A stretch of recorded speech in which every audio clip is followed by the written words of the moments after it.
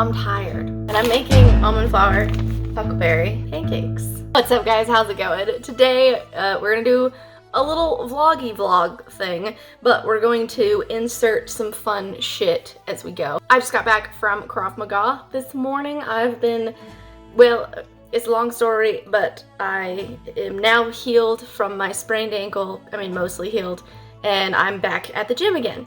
But the reason I started going to Krav Maga, side note, I have been doing CrossFit for like 11 years of my life, but I've never actually done any like practical type of training or anything. Krav Maga, there were several reasons why I decided to do this training. One being the fact that like I want to be able to protect myself, I want to feel confident and comfortable with travel, like once, you know, Corona's over and we can actually travel again, and I want to feel good. I want to feel like I can go places, and like if people catcall me, I can bark at them like they do on TikTok, or I can beat their fucking ass. Second reason why I joined this Krav Maga gym was because I want to write better fight scenes, which brings me to a topic that the beautiful has recently made a video about. If you don't know what method acting is, here's a brief little blurb about it. So basically, it's where the actor, actress gets so into character that they literally live through and firsthand experience whatever their character is portraying. Ledger is one of those that, one of those popular ones I think that people can think of when they think of method acting. But what does that mean for writers? What does that mean for writing? Well, friends, let me tell you, I am shite at writing fight scenes, okay? Like, method writing can really apply to anything. Like running a marathon, it can be a very useful tool for nonfiction writing or like real world fiction writing. What is that fucking called? Not modern day. Contemporary. I'm tired and hungry and I'm talking to you instead of making my pancakes, which I need to be doing. It can be really beneficial for contemporary books when you are writing about characters who are either, you know, dealing with themes or experiences that you don't know about, and as long as you're not hurting yourself, which always take care of yourself. Let's just disclaim that. Always just put you first and be nice and kind to yourself. With that being said, I just got beat up today. In a fun way.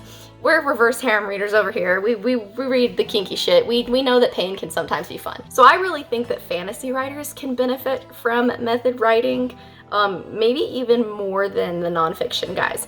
Because when you're creating a world of a completely new experience with these fantastical creatures that have no basis in reality, or maybe just a small basis in reality, there's a lot of what ifs and a lot of like, it's a lot of airy ideas and theory. To be able to hone in as much as you can on like real experiences and to translate that into your story, I think can be so invaluable. With Krav Maga in particular, I'm getting to learn certain defense techniques. Very obviously it's very hands-on right now because I'm a total noob, and weapons stuff doesn't come until way more advanced. But it's really cool to literally be in that position and have someone coming at you to attack you, even if it is only in a, you know, a simulated realm. You're still getting nerves and you're still having to react really fast, and being able to experience that firsthand is so awesome for actually writing fight scenes.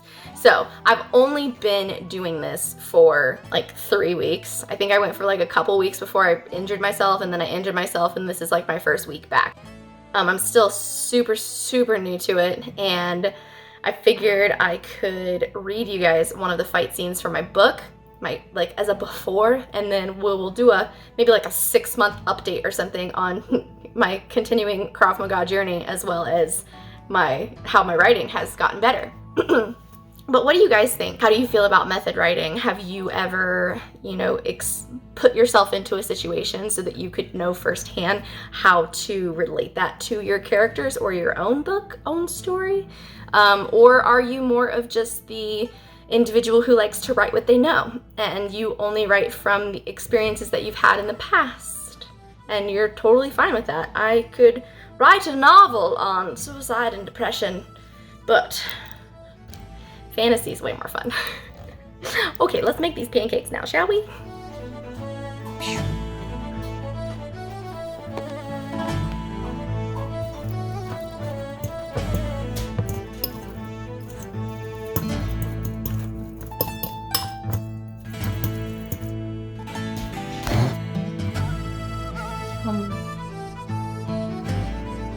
Breakfast was delicious. I recommend trying out that recipe, and if you don't have huckleberries where you live, then I am sorry for you. You're missing out. I'm gonna shower, I'm gonna change. I am so flippin' sore right now. I'm gonna make some tea probably, and then we're gonna sit and we're gonna continue this chat.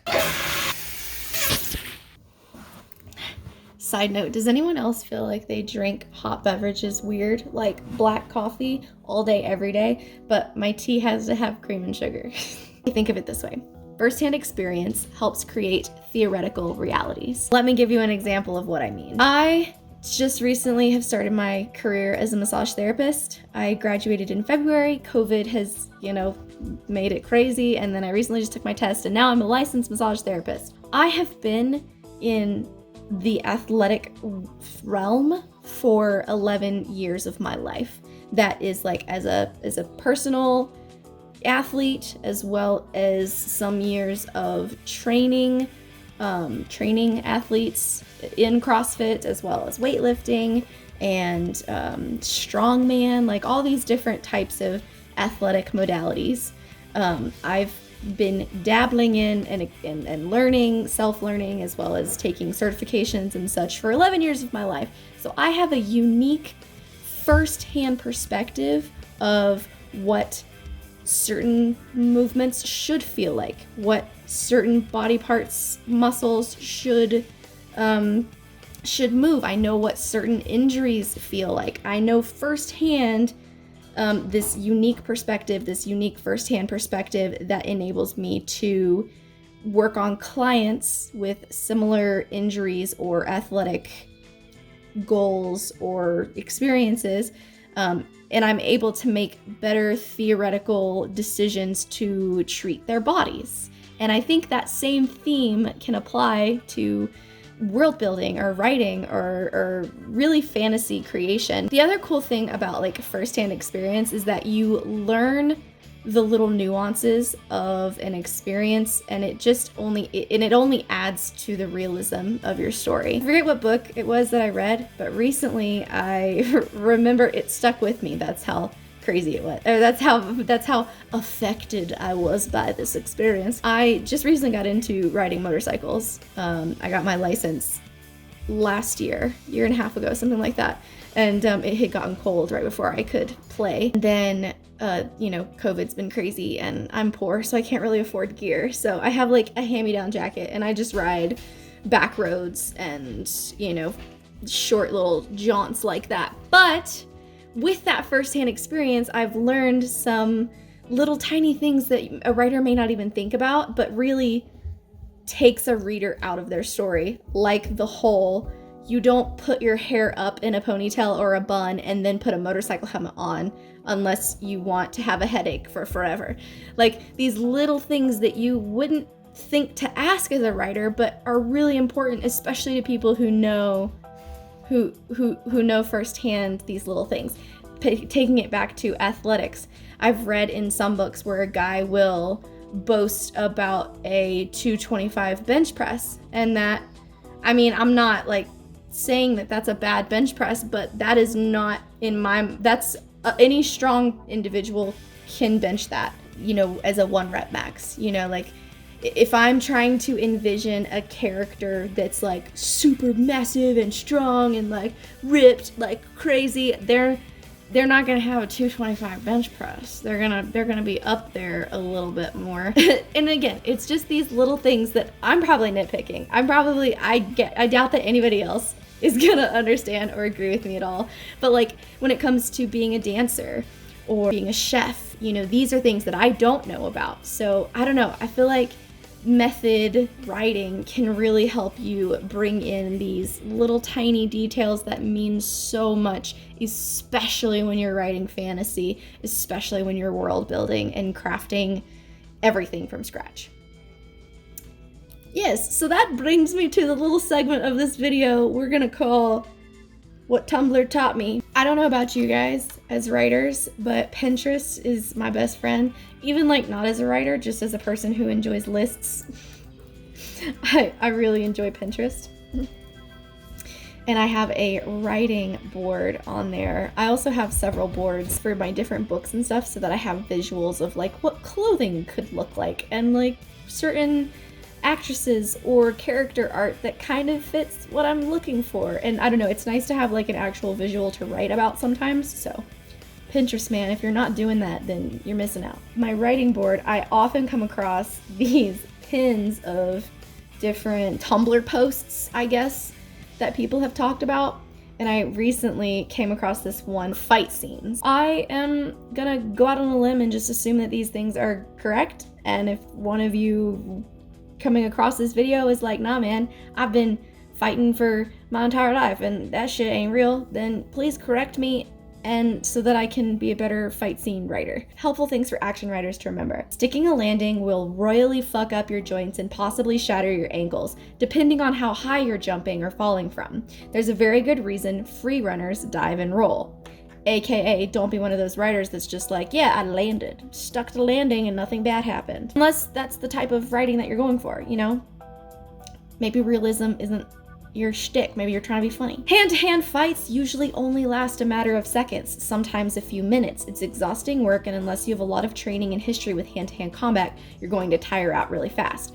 I can attest to this because literally I die 20 minutes into class and we haven't even like been boxing for that much. But when you are holding your hands up to block your face for an extended amount of time, plus you've got the exhaustion of the hormones pumping through your system, dude, you're not gonna be able to do it. So with that knowledge, we can write characters knowing that, hey, okay, if we want this person to be, you know, come across as an elite fighter, then they will be able to last longer. Whereas like, you know, someone who's just supposed to be a badass but doesn't know what the fuck they're doing, they can still be a cool badass but have limitations that fit their character. Does that make sense? Arrows are very effective and you can't just yank them out without doing a lot of damage. Most of the time, the head of the arrow will break off inside the body if you try pulling it out, and arrows are built to pierce deep. An arrow wound demands medical attention. That's great to know too. You can't just like chill with an arrow in your arm. Throwing your opponent across the room is really not all that smart. You're giving them the chance to get up and run away. Unless you're trying to put distance between you so you can shoot them or something, don't throw them. Which again is so true. Unless there's like tension between the two characters, I feel. I don't know. Your opponent, that's the one thing they teach you about Krav Maga, which is obviously not the only fighting modality. It's just what I know, so I'm just gonna reference that. But you know, your goal is to get away from your attacker. It's not to hang out and beat their ass unless the situation, you know, makes sense to have that. Again, we are just trying to have the most information that we can possibly have so that we can make the most educated, theoretical decisions possible. Everyone has something called a flinch response when they fight. This is pretty much the brain's way of telling you, get the fuck out of here or we're gonna die. Experienced fighters have trained to suppress this. Think about how long your character's been fighting. A character in a fist fight for the first time is going to take a few hits before their survival instinct kicks in and they start hitting back. A character in a fist fight for the 8th time that week is gonna respond a little different. Also, the note about adrenaline. Adrenaline works against you in a fight. You do not get a boost of adrenaline and then all of a sudden you're like, yes, I can fight anything. I'm gonna conquer all. No, adrenaline makes you exhausted. Adrenaline is what tires you out in a battle, and it also affects the fighter's efficacy, meaning it makes them shaky and inaccurate, and overall they lose about 60% of their fighting skill because their brain is focusing on not dying. Adrenaline keeps you alive. It does not help you become a badass. Swords. Swords will bend or break if you hit something hard enough. They also dull easily and take a lot of maintenance. In reality, someone who fights with a sword would have to repair it or replace it constantly. Note to self, Brayden maybe needs a new weapon. Brayden is one of the characters in my book. He's the general of one of the king's armies. Fights get messy. There's blood and sweat everywhere, and that will make it hard to hold your weapon or get a good grip on someone. A serious battle also smells terrible. There's a lot of sweat, but also the smell of urine and feces. After someone dies, their bowels and bladder empty. There might also be some questionable things on the ground, which can be very psychologically traumatizing. Remember to think about all of the characters' senses when they're in a fight. Everything will affect them in some way. And again, if you are someone who works out or you've tried a boxing class, whatever, like, you know how sweaty you get. Literally, this guy next to me this morning was like sweat splatters all over the floor, and we were in like a short class. So like, also that's the other thing. Depending on how big your character is, like size-wise, they might sweat more, they might not sweat at all. Like, you know, I don't know. Again, we're getting nitpicky here, but I feel like these details are really what brings a story from imagination to reality. I don't know why I'm so excited about this idea, but I am very curious to hear your thoughts about all of this, my writers out there, and readers too. Like, as a reader, do you care about these little nuances? Do you care about these specifics? Do you notice? Does it take you out of the story? Please leave us some comments down below. Writers, I'm very intrigued to hear what you guys have to say about this and if you've implemented any of this into your own writing. And I appreciate you guys for watching as always, and I will see you in the next one. Bye!